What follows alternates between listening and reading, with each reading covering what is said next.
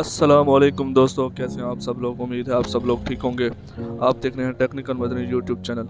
दोस्तों, आपने बहुत सारे ऐप्स देखे होंगे जो कि वीडियो को प्ले करते हैं, जो हमें कंटेंट देखने के लिए मुहैया होते हैं। जैसे कि आपने विडमेट के ऐप देखे होंगे, प्ले इट, जैसे आपने कोई और वीडियो प्लेयर देखे होंगे। जैसे ये सिस्टम के प्लेयर हैं जो कि वीडियोज़ दिखाते हैं। जैसे मैं ये खोल रहा हूँ वीडियो, इसमें देखें कितने सारे वीडियोज़ हैं जो ये सिस्टम के ऐप हमें दिखाता है। इस तरह के थर्ड पार्टी ऐप्स भी होते हैं।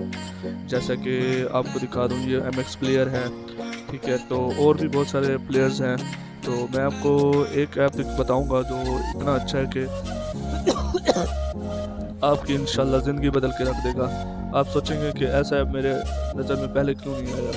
तो दोस्तों, सबसे पहले मैं प्ले स्टोर खोलता हूँ। ये देखने में तो सिंपल ऐप की तरह ही है, लेकिन